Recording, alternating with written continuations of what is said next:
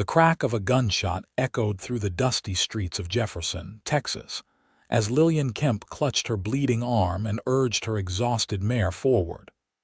Blood seeped through her tattered dress, mixing with the sweat and tears that had been her only companions for the past 3 days. The year was 1877, and she had nothing left but the clothes on her back and the desperate hope that she'd finally outrun the nightmare she'd fled. Franklin Keller lowered his Winchester rifle, squinting against the setting sun as the lone figure on horseback approached his ranch. Another drifter, he assumed, until he noticed the distinctly feminine silhouette slumped forward in the saddle. At 32, he'd seen his share of hardship on the Texas frontier, but something about this stranger's desperate arrival stirred something protective in him. "Easy there," he called out, approaching cautiously. The woman's horse stumbled to a halt, foam flecking its mouth from exhaustion. Franklin reached the reins just as the woman slid sideways from the saddle. He caught her before she hit the ground, alarmed by how little she weighed in his arms. Her face was bruised, her lips split, and her eyes, a striking shade of green, were vacant, as though whatever had happened had stolen more than just her physical strength. "Miss, can you hear me?" Franklin asked, shifting her weight to better support her. The woman's eyes fluttered, but no sound escaped her lips. Her gaze met his briefly before she lost consciousness entirely. Franklin carried her toward the modest 2-story farmhouse that served as the heart of the Lazy K Ranch. "Sam," he called to his foreman, "get Doc Edwards out here now." The woman was burning with fever by the time Franklin laid her on the bed in his mother's old room. He noticed the crude bandage on her arm, soaked through with blood. Whatever or whoever she was running from had left their mark. Dr. Edwards arrived within the hour, his weathered face grave as he examined the unconscious woman. "Gunshot wound," he confirmed, carefully removing the makeshift bandage. "Been festering a couple days at least, and these other injuries." He gestured to the bruises on her face and the marks around her wrists. "Someone did this to her, Frank." "Will she live?" Franklin asked, his jaw tightening at the thought of someone laying hands on a woman. "If we can break the fever, maybe, but she's weak. Lost a lot of blood." The doctor worked methodically, cleaning and properly bandaging the wound. "She'll need constant care for the next few days.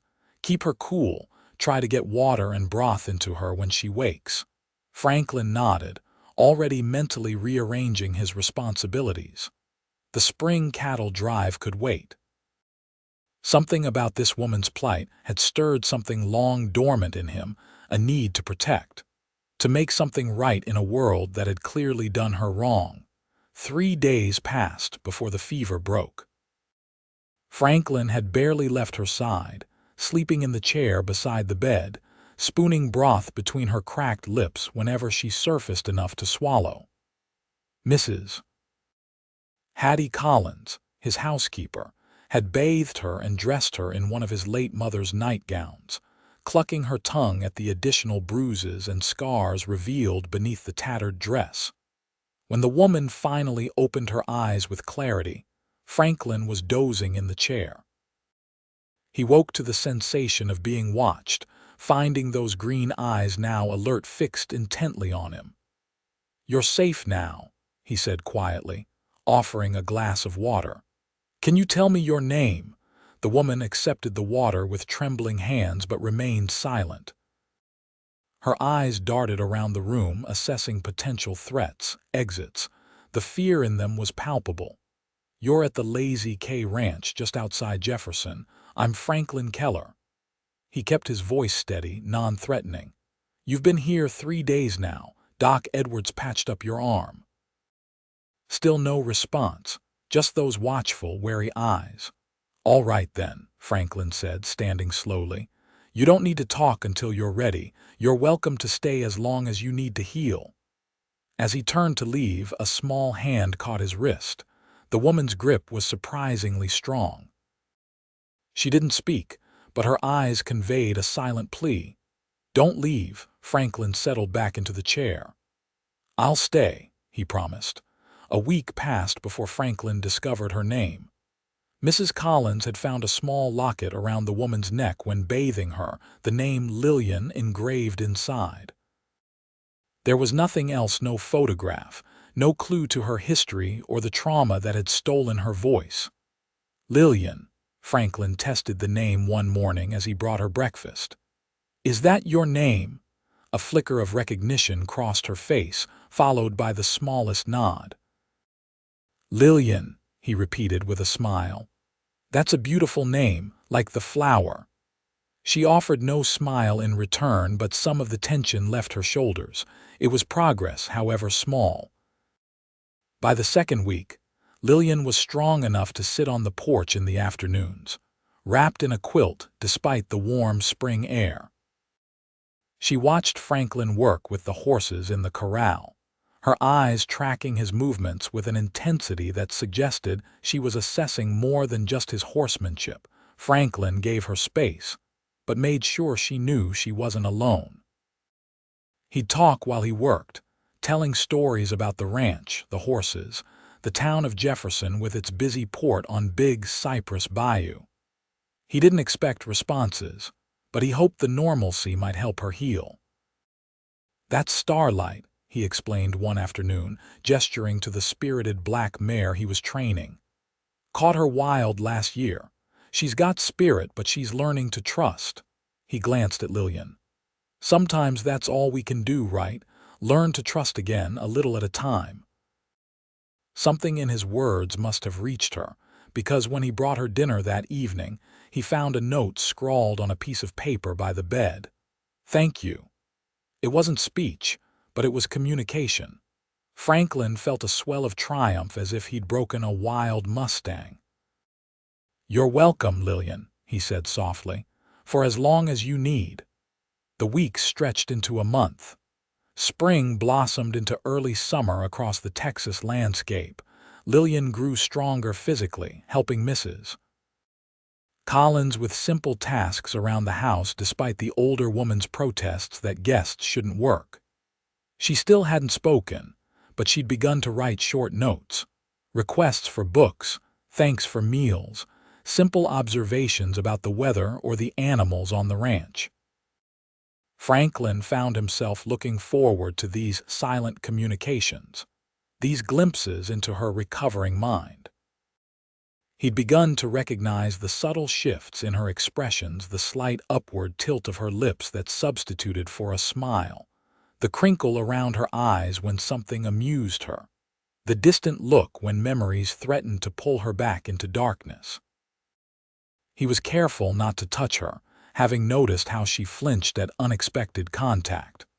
But one evening, as they sat on the porch watching the sunset, she deliberately moved her chair closer to his, until their shoulders almost touched. It felt like a victory. The law came calling in early June. Sheriff Thomas Buchanan rode up to the ranch house, his expression grim beneath his wide-brimmed hat. "Frank," he nodded in greeting. "Heard you've been harboring a woman these past weeks." Blonde, green eyes, about 25, Franklin felt a protective surge. She was injured, still recovering. The sheriff dismounted, tying his horse to the hitching post. "Got a telegram from up in Dallas. Man named Lillian Kemp looking for his wife Lillian. Says she ran off after an accident, not in her right mind." Franklin's jaw tightened. What kind of accident leaves gunshot wounds and bruises shaped like handprints? Buchanan had the grace to look uncomfortable. "I didn't say I believed him, Frank. Just doing my duty, passing along the information." He glanced toward the house. "She here now?" "Resting," Franklin lied, knowing Lillian was helping Mrs. Collins in the kitchen. "Sheriff, I've known you since we were boys. That woman came here half dead and terrified. Whatever she's running from, I won't send her back to it." The sheriff studied him for a long moment. "You sweet on her, Frank." Franklin didn't answer immediately. The question had caught him off guard, forcing him to examine feelings he hadn't fully acknowledged. "I'm just trying to help someone who needs it," he finally said. "Well, legally speaking, if she is this man's wife." Buchanan began. "Then he can come claim her himself and explain those injuries to all of us," Franklin interrupted, his voice hardening. "And if he does show up, I expect you to remember what I've told you about her condition when she arrived." The sheriff sighed, pushing his hat back. "Always were stubborn as a mule, Frank. All right, I'll tell Dallas we haven't seen anyone matching her description, but if this Kemp fellow shows up in Jefferson, I understand." After the sheriff departed, Franklin found Lillian standing in the kitchen doorway, her face ashen. She'd heard everything. "Lillian," he began, approaching her slowly, "you don't have to go anywhere. I won't let anyone take you against your will." Her hands were trembling as she reached for the small slate and chalk she now kept with her. She wrote quickly, "He will come for me." "Then we'll deal with that when it happens," Franklin promised. "This is your home for as long as you want it to be." Her eyes widened at the word home, and for a moment Franklin feared he'd overstepped. But then she wrote again, "Why are you helping me?" Franklin considered his answer carefully. "Because everyone deserves kindness and safety." He paused, then added more quietly, "And because I've come to care what happens to you, Lillian." That night, Franklin couldn't sleep. He sat on the porch, rifle across his knees, watching the road. The thought of someone hurting Lillian, of her being forced to return to whoever had left those marks on her body, filled him with a cold rage he'd rarely experienced. He was still there when dawn broke, painting the Texas sky in shades of gold and pink. The sound of the door opening behind him made him turn. Lillian stood there, a shawl wrapped around her shoulders, her hair loose around her face. She held out a cup of coffee, and he accepted it gratefully. "Thank you. Did you sleep at all?" Lillian shook her head. She sat beside him, closer than ever before, their shoulders almost touching. After a moment, she reached for his free hand, turning it palm up. With one finger, she traced letters onto his calloused skin. "Ella Stna Mekemp, I know," Franklin said gently. "The sheriff told me." She continued tracing. "HUSBAND," Franklin nodded, his throat tight. "I figured as much." More letters, traced more urgently. "BADMAN." "I believe you," Franklin assured her. "You don't have to explain." But she seemed determined now. "KILLEDSOMEONE." Franklin stiffened slightly. "He killed someone." Lillian shook her head, eyes filling with tears. She placed her hand flat against her own chest, then traced, "IKILLED." "You," Franklin whispered, stunned. "You killed someone," she nodded, fresh tears spilling down her cheeks. "HADTO. SELFDEFENSE." Franklin absorbed this information slowly. "That's why you ran. That's why he shot you." Another nod. "Who did you kill, Lillian?" She traced again. "HISBROTHER." The pieces began falling into place. Franklin set his coffee down and cautiously took both her hands in his. "Listen to me. If it was self-defense, you've done nothing wrong. The law will protect you." Lillian pulled her hands away to trace one more word on his palm. "No, why not?" She mimed writing, and Franklin quickly fetched her slate. When she returned it to him, she'd written in shaky letters, "His family owns the law in Dallas. His brother tried to force himself on me. Lawrence never believed me, said I tempted him. When I fought back, his brother fell, hit his head. Lawrence shot me as I ran, said he'd tell everyone I murdered his brother in cold blood." Reading her words, Franklin felt sick. The injustice of it, the impossible situation she'd been placed in. "Lillian, I'm so sorry."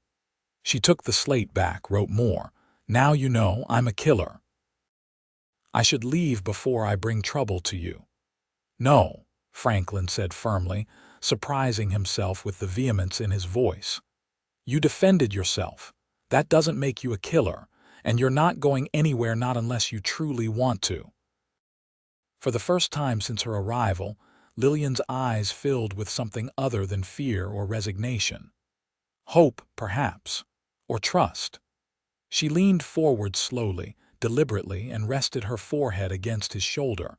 Franklin remained perfectly still, hardly daring to breathe. It was such a small gesture, yet it spoke volumes about how far she'd come. Tentatively, he placed one arm around her shoulders, giving her every opportunity to pull away. She didn't. Instead, she leaned into his embrace, her body shuddering with silent tears that seemed to carry away some of the burden she'd been carrying. They sat that way until the sun had fully risen, casting long shadows across the porch. When Lillian finally straightened, her face was tear-stained but calmer. She wrote on the slate again, "Thank you for believing me. Always," Franklin promised. The following weeks established a new rhythm at the Lazy K. Lillian grew stronger, helping more around the ranch. She had a natural way with the horses, especially the skittish ones. Franklin would often find her in the stables, brushing the animals and whispering to them the only time she made any sound at all, though he never managed to catch actual words. Her nightmares continued, but they seemed less frequent. On the worst nights, when her silent screams woke him from across the hall, Franklin would sit in the chair beside her bed, speaking softly about mundane things, the weather, the cattle, plans for harvest, until she drifted back to sleep. In town, rumors swirled. Some said Franklin had taken in a mail-order bride who turned out mute. Others whispered about a secret mistress. The more charitable suggested he was simply helping a relative fallen on hard times. Franklin ignored the gossip, though he made sure Lillian was never left alone when they ventured into Jefferson for supplies. It was during one such trip in late June that trouble finally found them. Franklin was loading supplies into the wagon while Lillian waited outside the general store, her face partially hidden by a wide-brimmed bonnet. She'd been writing a list of additional items they needed when a shadow fell across her paper. "Well, ain't you a pretty little thing?" slurred a voice above her. "Don't believe we've been introduced." Lillian looked up to find a tall man with a thick mustache leering down at her. His clothes were travel-stained but expensive, his boots polished despite the dust of the road. Three equally well-dressed men stood behind him, watching with amused expressions. She lowered her eyes immediately, trying to appear unremarkable, forgettable. "Now don't be shy, darlin'," the man continued, reaching for her chin to force her face up. "Pretty lady like you should smile for a gentleman." Franklin appeared at that moment, his arms full of parcels. He assessed the situation in an instant, dropping the supplies into the wagon before positioning himself between Lillian and the stranger. "Afternoon, gentlemen," he said evenly. "My wife and I were just finishing our business here." The word wife slipped out naturally, protectively. Behind him, he felt Lillian stiffen in surprise, but she didn't contradict him. The mustachioed man looked Franklin up and down, taking in the worn but clean ranch clothes, the gun belt hanging low on his hips, the confident stance. Something like recognition flickered in his bloodshot eyes. "Your wife, is she? Funny, she doesn't look much like a rancher's wife." He glanced at Lillian again. "Looks more like quality, like she belongs in a fine house in Dallas, not some dusty cattle spread." Franklin felt a chill run through him. "We should be going, gentlemen." He helped Lillian into the wagon, never taking his eyes off the group of men. As they pulled away, Franklin noticed how Lillian's hands were trembling in her lap. "Did you recognize him?" he asked quietly. She nodded once, her face pale beneath the bonnet. "One of your husband's friends."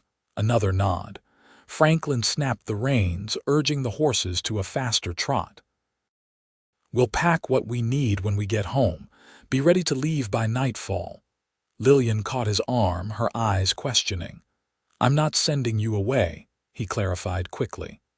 "But they'll be coming to the ranch now they know you're here. We need to get you somewhere safe until I can figure out a more permanent solution." Back at the ranch, Franklin worked quickly, instructing Mrs. Collins to pack food and Lillian's few belongings while he readied the horses. Sam, his foreman, watched the proceedings with concern. "Trouble, boss?" the older man asked. "Could be," Franklin admitted, saddling his most reliable mount. "I need you to keep things running here for a few days. If anyone comes asking for me or Lillian, you haven't seen us." Sam nodded, no questions asked. He'd worked for Franklin's father before him and had been more family than employee for as long as Franklin could remember. "Take the old hunting cabin route," Sam suggested. "Less chance of being followed that way." As dusk fell, Franklin helped Lillian onto a gentle mare. She changed into riding clothes pants and a man's shirt that Mrs. Collins had altered to fit her smaller frame. With her hair tucked under a hat, she could pass for a young man at a distance. "We'll ride through the night," Franklin explained, checking her saddle one last time. "There's an old line shack about 20 miles north where we can rest tomorrow." Lillian nodded, her face set with determination despite the fear still evident in her eyes. She reached for his hand, squeezing it once before releasing it to take up the reins. They rode in silence under a star-filled Texas sky, following game trails and creek beds instead of established roads. Franklin kept them moving steadily north, away from Jefferson, away from the main routes to Dallas. By dawn, they'd covered nearly 15 miles and both horses and riders needed rest. Franklin found a sheltered grove beside a small stream, the trees providing cover from casual observation. "We'll stop here for a few hours," he decided. "Get some sleep if you can. I'll keep watch." Lillian dismounted stiffly, her face showing the strain of the long ride. She'd been healing well, but the wound in her arm was still tender, and the hard travel had clearly taken a toll. Franklin helped her arrange a makeshift bed from the blankets they'd brought, then tended to the horses. When he returned, he found her sitting by the small stream, washing her face in the cool water. She looked up as he approached, then patted the ground beside her in invitation. When he sat, she pulled out the small slate she kept with her and wrote, "You called me your wife in town." Franklin felt heat rise to his face. "I thought it might discourage unwanted attention. I hope I didn't overstep." She shook her head, erasing the slate to write again. "It was quick thinking, thank you." They sat in companionable silence for a while, listening to the gentle sounds of the stream and the birds overhead. Despite the circumstances of their flight, there was something peaceful about this moment, just the two of them, away from the complications of the world. "We should reach the line shack by midday," Franklin said eventually. "It's not much, but it's secure. We can stay there while I figure out our next move." Lillian wrote again. "Our. This is my problem, not yours." Franklin read the words, then looked directly into her eyes. "You stopped being just your problem the moment you rode onto my land, Lillian. I'm in this with you now, whatever comes." She stared at him for a long moment, her eyes searching his face as if trying to understand his motivation. Then, slowly, deliberately, she reached up and touched his cheek with her fingertips, a feather-light touch that conveyed more gratitude than words could express. Franklin covered her hand with his own, turning his face slightly to press a gentle kiss to her palm. It was an impulsive gesture, born from the intensity of the moment, and he immediately worried he'd crossed a line. But Lillian didn't pull away.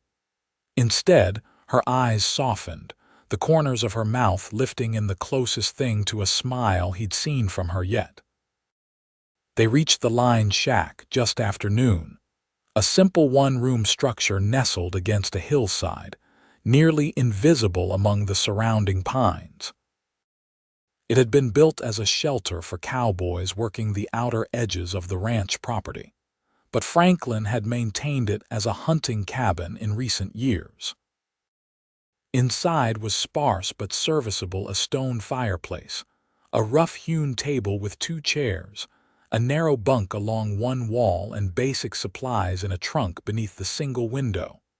"It's not much," Franklin apologized, lighting the lantern hanging from a ceiling beam. "But no one should find us here." Lillian examined the cabin carefully, running her fingers along the sturdy log walls. She turned to him with a questioning look. "You take the bunk," he said, anticipating her concern. "I'll sleep by the fire." She shook her head firmly, pointing to the bunk, then to both of them, then making a dividing motion with her hands. "Share," Franklin clarified. When she nodded, he said, "Are you sure? I don't want you to feel uncomfortable." She wrote on her slate, "We're both adults." "The bunk is big enough if we're careful. Better than you sleeping on the floor." Her practical approach eased some of the tension. "All right then. I'll take this side, closest to the door." They settled into a routine over the next few days.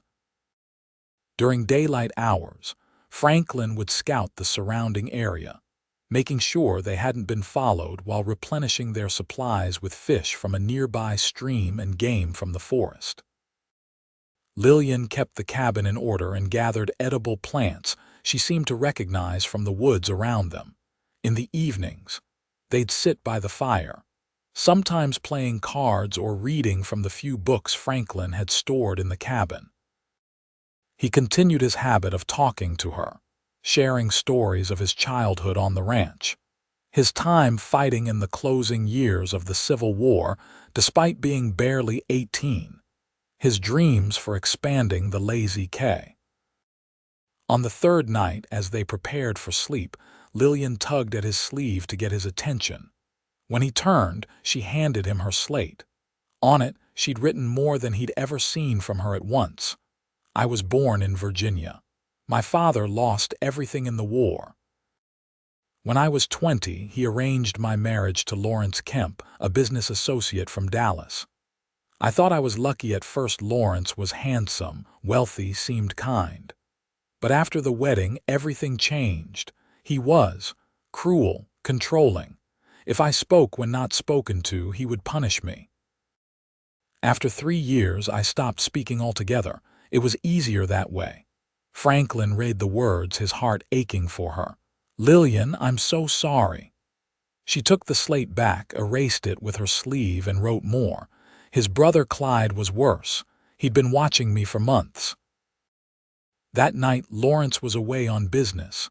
Clyde came to my room. I fought. He fell against the fireplace. I ran. Lawrence found me at the stagecoach office, shot me before I could board. I still got away." "And you rode all the way to Jefferson?" Franklin asked, amazed at her strength and determination. She nodded, writing again. "Didn't know where I was going, just away. Your ranch was the first place I saw when I thought I couldn't go any further." "I'm glad it was," Franklin said softly. "I'm glad you found your way to me." Lillian's eyes filled with tears. She wrote one more line. "I haven't spoken a word in nearly 2 years. I'm afraid I've forgotten how." Franklin reached out slowly, telegraphing his movements, and brushed a tear from her cheek. "You'll speak again when you're ready. And until then, we'll find other ways to communicate." That night, as they lay side by side in the narrow bunk, a respectable few inches between them, Lillian reached across the space to take his hand. She held it tightly as she drifted to sleep, as if anchoring herself to him through the night. Franklin lay awake much longer, watching the firelight play across her face, noting how the perpetual tension had eased from her features in sleep. He'd never expected his life to take this turn. Never thought he'd find himself hiding in a lined shack, protecting a woman he barely knew from a husband who had legal rights to her by all societal standards. Yet he couldn't imagine having done anything differently.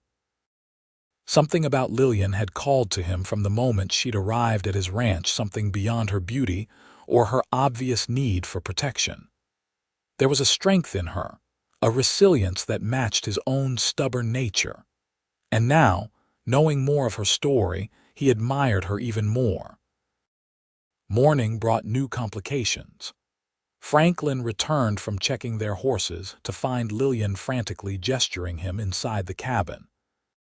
She pointed out the window toward the valley below, where a small group of riders was visible in the distance, moving methodically through the landscape as if searching for something or someone. "They're still a few miles off," Franklin assessed, studying the riders through his field glass. "But they're heading this way, must have tracked us from the ranch." Lillian's face went pale. She wrote quickly, "It's him, Lawrence. I recognize the bay horse." Franklin's jaw tightened. "Then we need to move, now." They packed quickly, taking only what they could carry on horseback. Franklin doused the fire and scattered the ashes, trying to make the cabin appear long abandoned.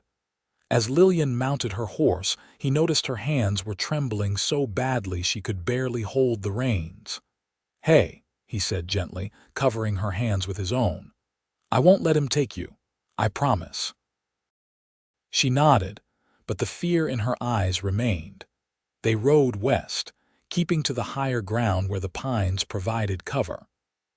Franklin led them through a series of narrow passes and rocky outcrops that would be difficult to follow and impossible to traverse quickly with a larger group. By midday, they'd put several miles between themselves and their pursuers, but Franklin knew they couldn't maintain this pace indefinitely.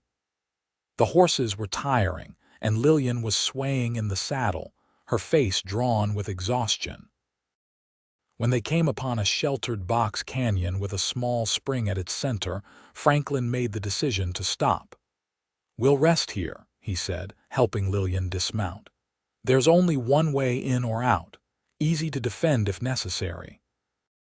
Lillian nodded gratefully, sinking down beside the spring to splash cool water on her face. When she looked up at him, her expression had changed from fear to resolution. She gestured for her slate and wrote, "We can't run forever." "No," Franklin agreed. "We can't." She wrote again, "I need to face him, end this." Franklin knelt beside her, taking the slate from her hands. "Lillian, he's dangerous. He's already shot you once." Her response was immediate. "So are you. I've seen your gun belt, the way you wear it. You were more than just a soldier, weren't you?" Franklin hesitated, then nodded slowly. "After the war, I rode with the Texas Rangers for a few years, helped clean up some of the lawlessness along the border." A flicker of something relief, perhaps, crossed Lillian's face. She wrote again, "Then you can help me end this properly. Legally." "It won't be easy," Franklin warned. "He's your husband. The law tends to side with husbands." Lillian's expression hardened. She wrote one word, "Please." Franklin sighed, running a hand through his hair. "All right, but not like this, not on the run. We need to get back to Jefferson, talk to Sheriff Buchanan. He's a fair man. If we explain what happened, show him your injuries." She was already shaking her head, writing frantically. "Lawrence owns men like that. His family has money, influence." "Not in Jefferson, they don't," Franklin countered. "This is my territory. People know me here. Trust me. And Buchanan has known me since we were boys. He'll listen." Lillian looked unconvinced, but after a moment she gave a reluctant nod. She wrote again, "If we go back, Lawrence will find me." "I'm counting on it," Franklin said grimly. "But this time, it'll be on our terms." They rested through the hottest part of the day, then continued westward, circling back toward Jefferson by a roundabout route that would bring them to the town from the opposite direction than expected.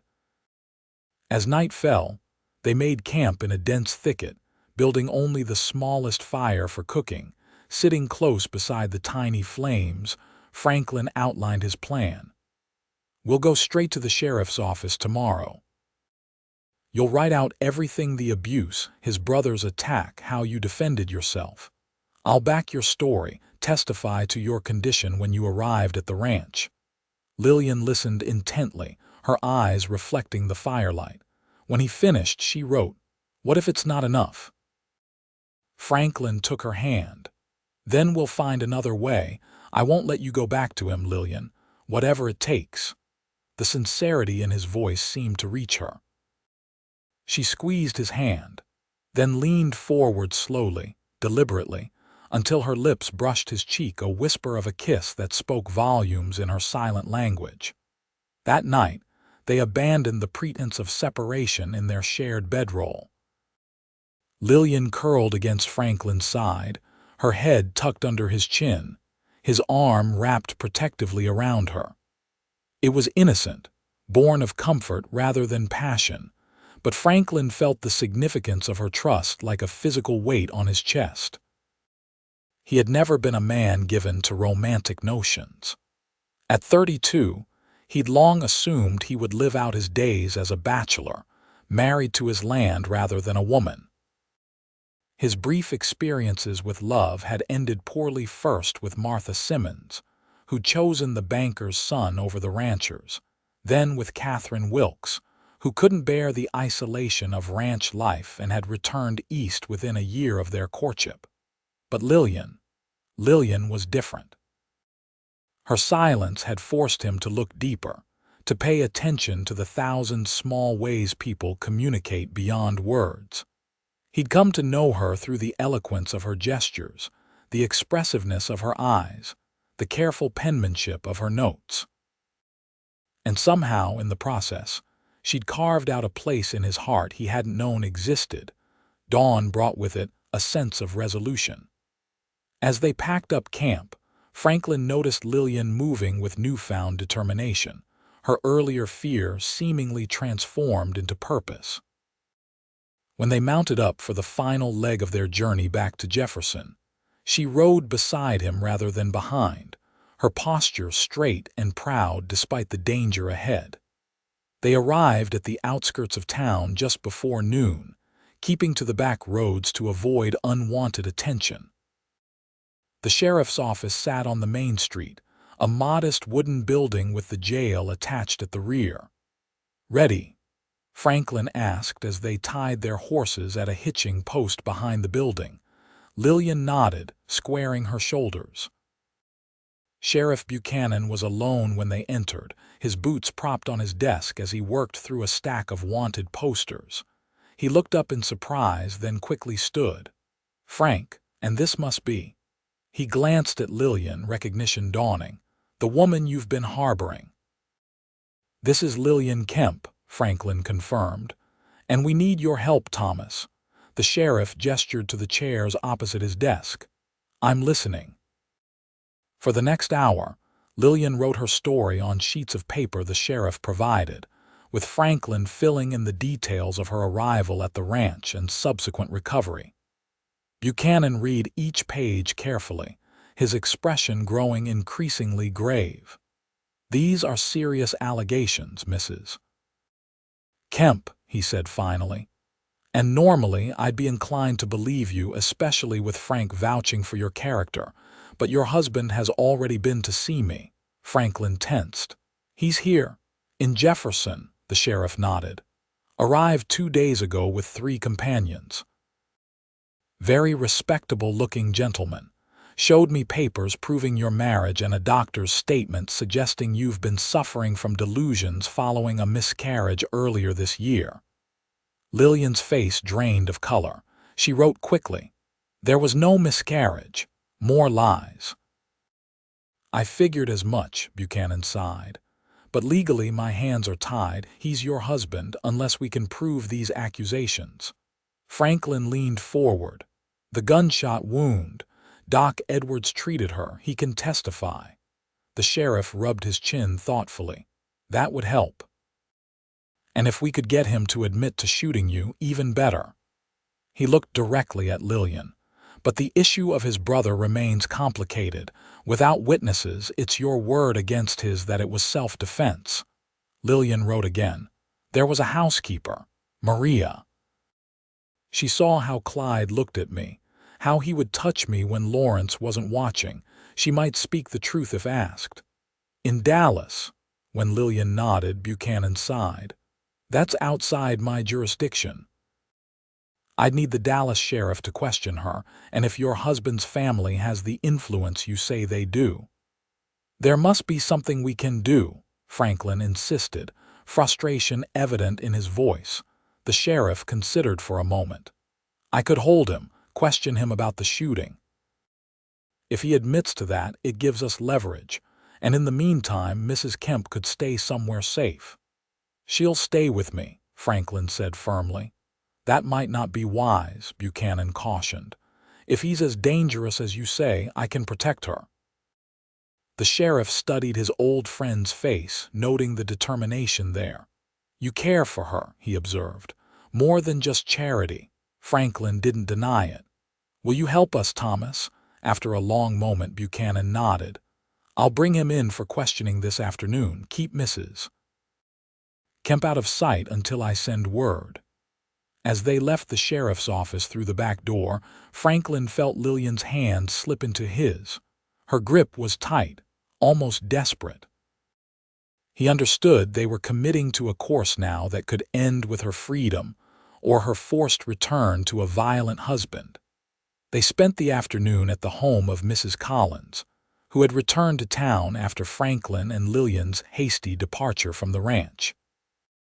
The older woman fussed over them, providing food and fresh clothing, her normally cheerful demeanor subdued by the seriousness of their situation. That poor child, she murmured to Franklin as they watched Lillian wash up at the kitchen pump. To think of what she's been through. Franklin nodded grimly. If Buchanan can't help us. Then what? Mrs. Collins prompted when he trailed off. He met her eyes steadily. Then I'll take her somewhere her husband can never find her. The housekeeper studied his face. You'd leave the Lazy K, your father's legacy, if necessary. Mrs. Collins patted his arm. Your father would be proud of the man you've become, Franklin, though I suspect he'd tell you there's more than one way to fight a battle. Before Franklin could respond, a knock sounded at the door. Mrs. Collins answered it to find a young boy from the sheriff's office, message in hand. Sheriff says to come now, the boy reported. Says it's urgent. Franklin and Lillian exchanged glances. This was sooner than expected. Stay here, Franklin told her. Let me find out what's happening first. But Lillian was already reaching for her shawl, shaking her head firmly. She wrote quickly on her slate. Together. He knew better than to argue. Together, then. They found Sheriff Buchanan pacing outside his office, his expression troubled. What happened? Franklin demanded. Kemp's gone, Buchanan said without preamble.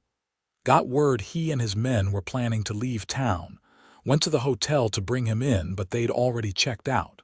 Stable boy says they were asking directions to your ranch, Frank. Franklin cursed under his breath. He's going to the Lazy K.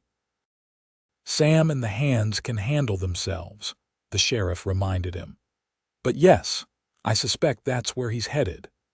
Lillian clutched Franklin's arm, her eyes wide with fear, not for herself, he realized, but for the people at his ranch who might be hurt because of her. We need to get back there, Franklin decided. Now, Buchanan nodded. I'll come with you. Whatever happens, there'll be a need for the law. They rode hard, pushing their horses to the limit, taking the direct route Franklin had deliberately avoided on their return to town. The sun was setting by the time they crested the final ridge overlooking the Lazy K, painting the scene below in shades of gold and crimson. The ranch appeared peaceful, smoke rising from the chimney of the main house, cattle grazing in the nearest pasture, a few hands visible by the corral. Nothing to suggest trouble had arrived. Maybe we beat them here, Buchanan suggested. Franklin shook his head, scanning the property with experienced eyes. Something's not right. Where's Sam? He should be by the barn this time of day. They approached cautiously, Franklin leading them on a circuitous route that utilized the natural cover of trees and outbuildings. As they drew closer to the main house, he spotted what was wrong: two unfamiliar horses tied at the hitching post, and a third by the barn. "Kemp," he muttered, "must have arrived just ahead of us." Buchanan drew his pistol. "How do you want to play this?" Franklin considered their options. "You circle round to the barn, see if you can find Sam or any of the hands. Lillian and I will approach the house." "Frank, that's not, he'll be watching for me," Franklin interrupted. "Not her, and I need to know what we're walking into." The sheriff looked like he wanted to argue but finally nodded. "Be careful, both of you." As Buchanan slipped away toward the barn, Franklin turned to Lillian. "You don't have to do this," he said softly. "You could wait here or go with Thomas." She shook her head firmly, pointing first to herself, then to him. "Together," he agreed with a grim smile. They dismounted and approached the house on foot, using the gathering shadows for cover. Through the front window, Franklin could see movement inside two men in the main sitting room, one standing by the fireplace, the other seated with his back to the window. "That's Lawrence," Lillian confirmed with a nod when he pointed to the seated figure. "Where are the other two?" Franklin murmured, scanning the yard for signs of the remaining men. A metallic click behind them answered his question. "Right here, Cowboy," drawled a voice. Franklin turned slowly to find one of Kemp's companions from town standing a few yards away, revolver aimed at his chest. The fourth man emerged from behind the corner of the house, similarly armed. "Now ain't this convenient," the first man said. "Mr. Kemp will be mighty pleased we caught his wife trying to sneak back in." Franklin kept his voice level. "We're just returning home after a trip to town. No sneaking involved." "Sure," the man smirked. "Then you won't mind joining Mr. Kemp inside for a friendly chat." With the guns trained on them, Franklin and Lillian had no choice but to enter the house. Inside, Lawrence Kemp rose from his chair as they were ushered into the sitting room, a handsome man in his late 30s, impeccably dressed despite the dust of travel, with cold blue eyes that immediately fixed on Lillian. "My darling wife," he said, his cultured voice at odds with the menace in his expression. "How kind of you to join us at last." Lillian stiffened beside Franklin but held her ground. Kemp turned his attention to Franklin. "And you must be the rancher who's been harboring my mentally disturbed wife." "Mr. Keller, is it?" "Where's my foreman?" Franklin demanded, ignoring the introduction. "Your people are unharmed," Kemp said dismissively. "Merely confined to the bunkhouse while we conduct our family business." His gaze returned to Lillian. "It's time to go home, Lillian. You've caused quite enough trouble." Franklin stepped slightly in front of her. "She's not going anywhere with you." Kemp's smile didn't reach his eyes. "I admire your chivalry, Mr. Keller, but this is a private matter between a husband and his wife. Surely you understand." "I understand that you shot her," Franklin replied evenly. "I understand that she arrived at my ranch half dead from your bullet. I understand that she's terrified of you, and with good reason." The smile vanished from Kemp's face. "You know nothing about our marriage." "I know enough." Kemp signaled to one of his men, who stepped forward to grab Lillian's arm. Franklin moved instinctively to stop him, only to feel the barrel of a gun pressed against his ribs. "Easy now," warned the man holding the weapon. "Mr. Kemp just wants his wife back. No need for anyone to get hurt." "It's a bit late for that," came a new voice from the doorway. Sheriff Buchanan stood there, his gun drawn and aimed steadily at Kemp. Behind him was Sam, sporting a nasty bruise on his forehead but otherwise appearing unharmed. "Sheriff," Kemp acknowledged, his tone cooling. "This is a private matter." "Not when it involves assault with a deadly weapon, it isn't," Buchanan countered. "I've got witnesses who say you shot this woman, Mr. Kemp. That makes it my business." "A regrettable accident," Kemp said smoothly. "My wife was distraught after the death of her child." She ran into the path of a bullet meant for a coyote threatening our livestock. That's not what she says happened. Kemp's laugh was coldly dismissive. My wife hasn't spoken a word in nearly 2 years, Sheriff. Her mind is fragile. Surely you're not taking the word of a mute madwoman over that of a respected businessman. She may not speak, Franklin interjected, but she can write. And she's written a full account of what happened, the abuse, your brother's attack, how she defended herself. It's all documented now, signed and witnessed. For the first time, uncertainty flickered across Kemp's face. Lies, all lies. We'll let a judge decide that, Buchanan said. In the meantime, I'm placing you under arrest for assault. Kemp's men exchanged nervous glances, clearly not having anticipated this turn of events. This is outrageous, Kemp sputtered.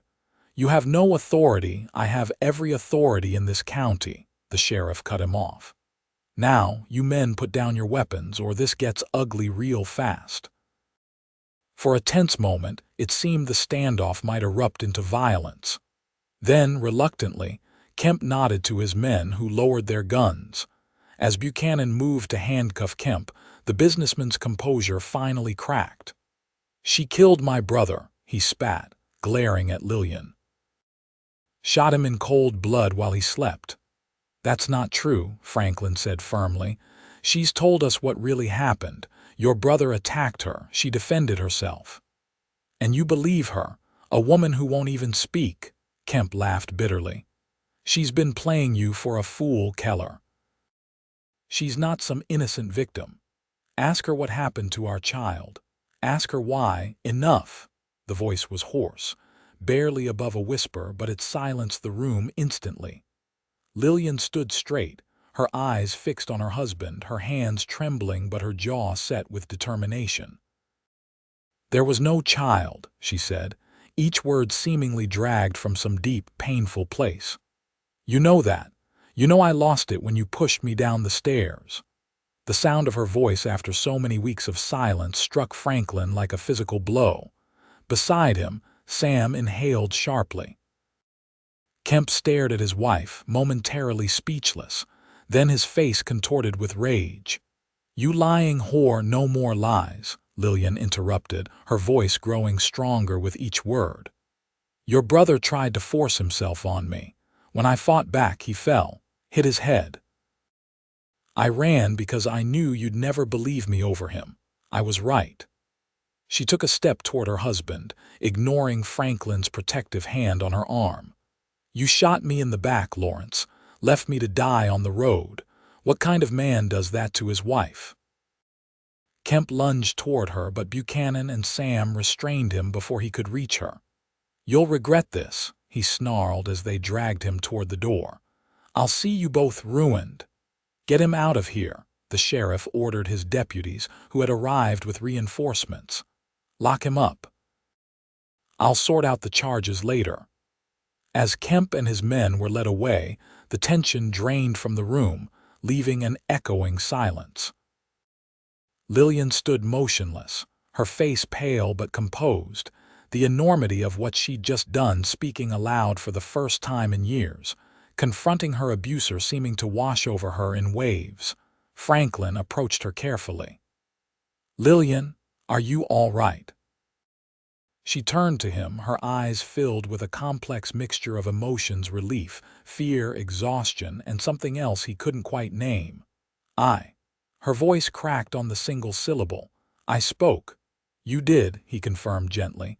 You were incredible. A tremulous smile touched her lips. My voice sounds strange to me, rusty. It's the most beautiful sound I've ever heard, Franklin said sincerely, Lillian's eyes filled with tears. I wasn't sure I could, but when he started lying again, something just broke loose inside me, Franklin understood. Some chains could only be broken from within by the prisoner herself. Sheriff Buchanan returned, having seen Kemp securely loaded into the prison wagon. Mrs. Kemp, he said respectfully, we'll need a full statement from you. And I've telegraphed the authorities in Dallas to investigate your husband's brother's death. Lillian nodded. I'll tell you everything, but not tonight, please.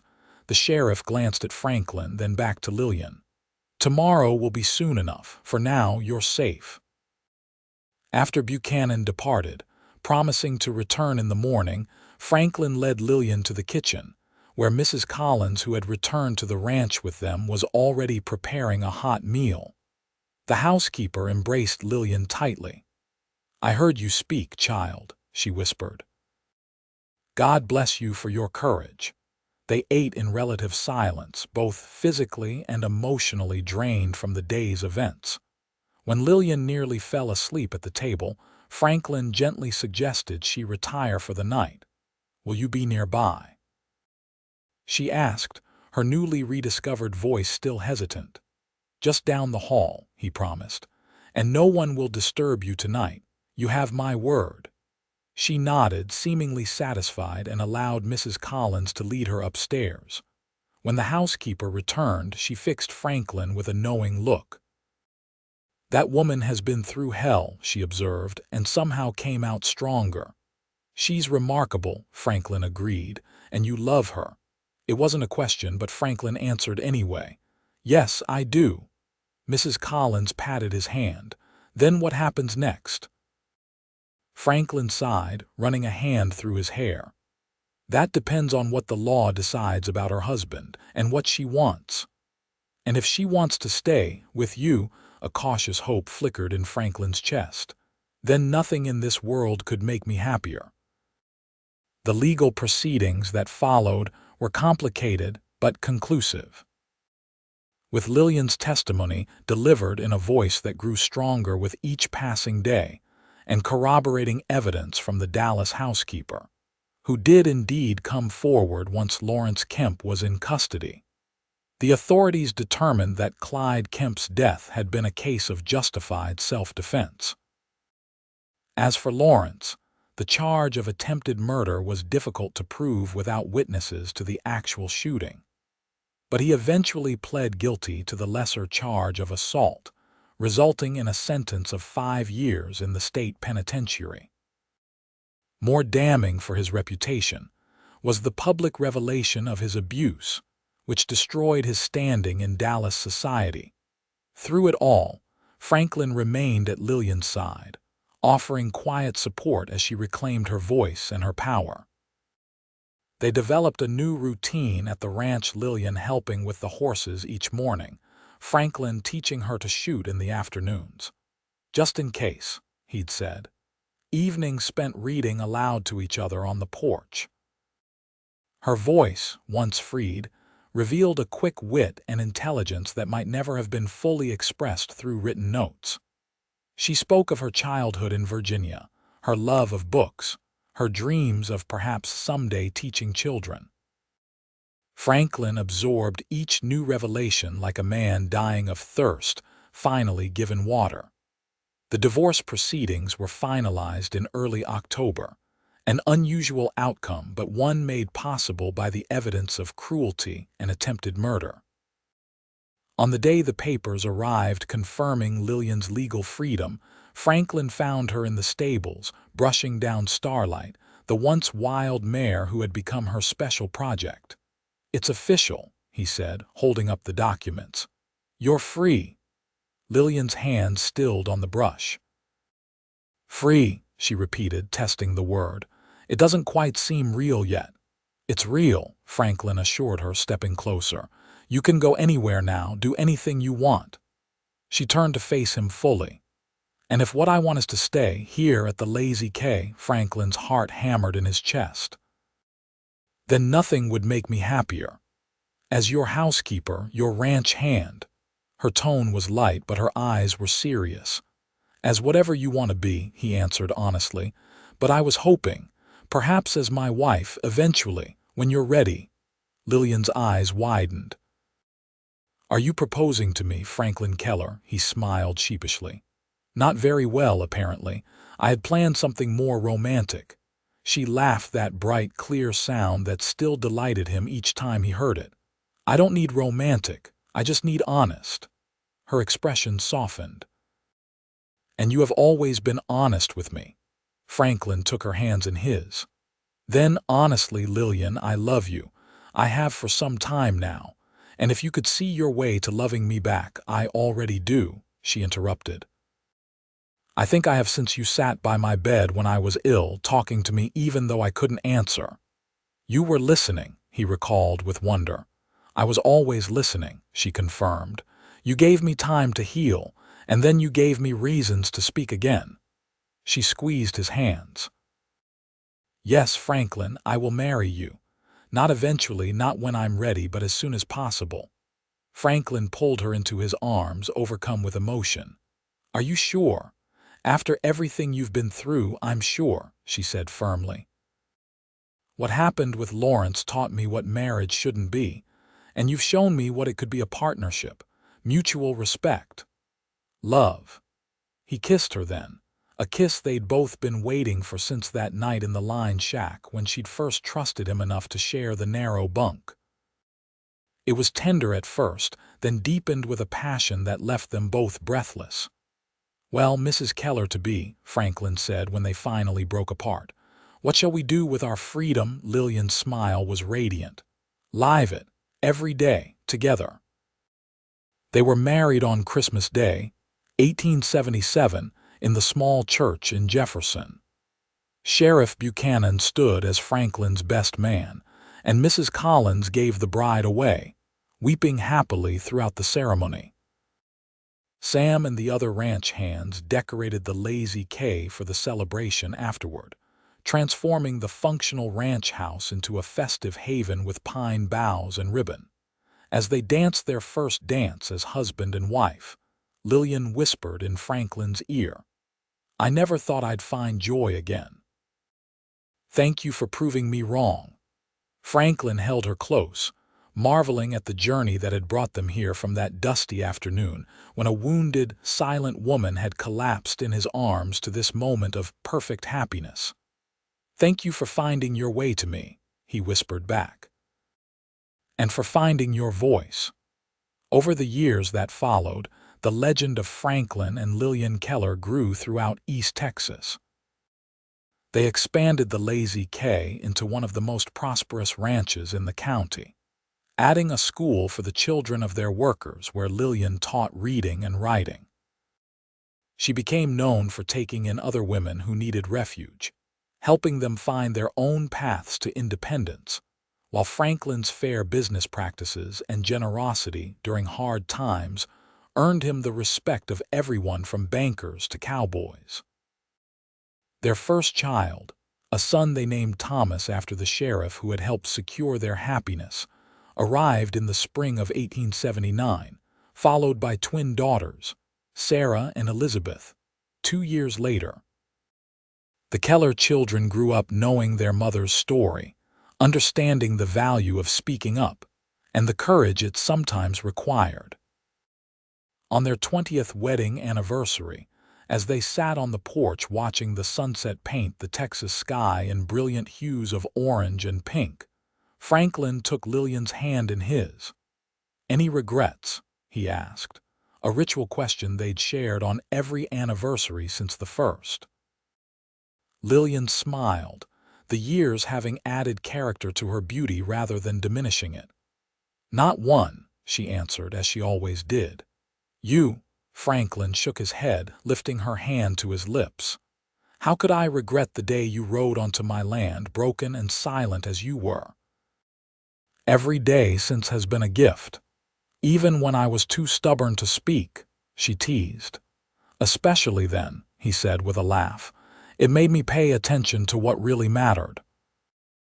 As night fell over the Lazy K, Franklin and Lillian Keller remained on the porch, hand in hand, their voices mingling in the darkness, hers strong and clear, his steady and sure, both speaking of love that had survived the worst and thrived in healing. A love built on patience, understanding, and the courage to begin again.